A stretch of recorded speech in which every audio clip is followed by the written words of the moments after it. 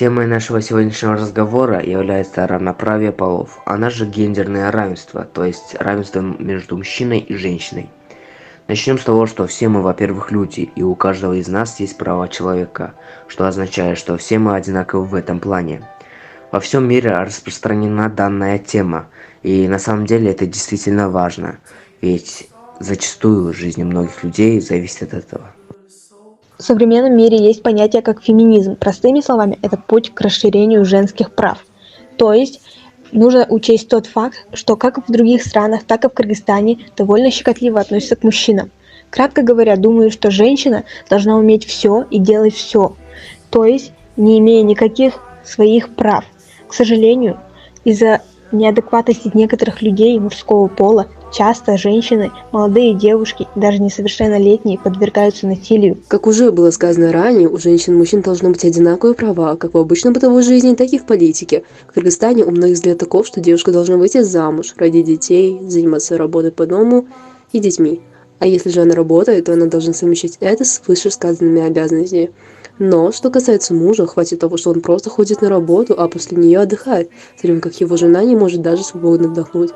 Конечно, безусловно, есть семьи, в которых эта проблема не присутствует, но все же таких случаев, к сожалению, много. Немного поговорим о женщинах в политике.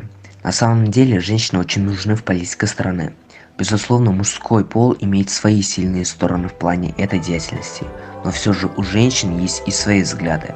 Ведь довольно большая часть из них является матерями и обычными девушками, знающими от самых больших проблем людей в этой жизни до самых маленьких, которым также следовало бы уделять достаточное внимание. Женщины могли бы рассказать о проблемах семейного насилия, о неблагополучных семьях, о образовании и жилье. Они поднимают те темы, которые пережили сами или были связаны каким-то образом с ними, помогая разбираться с подобными проблемами.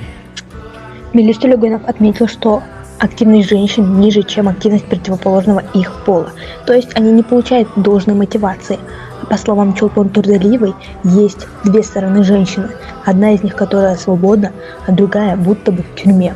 Также в Кыргызстане известно несколько случаев, например, в январе в Кыргызстане стал известен случай, в котором погибло две женщины.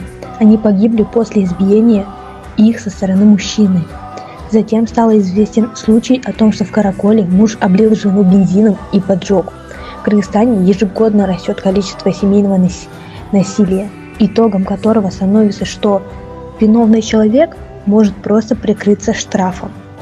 Зачастую бывают случаи, когда жертвы домашнего насилия забирают свои заявления обратно, что очень интересно. В 4 из 5 случаев насилия совершается в состоянии алкогольного опьянения, и большинство из них безработные.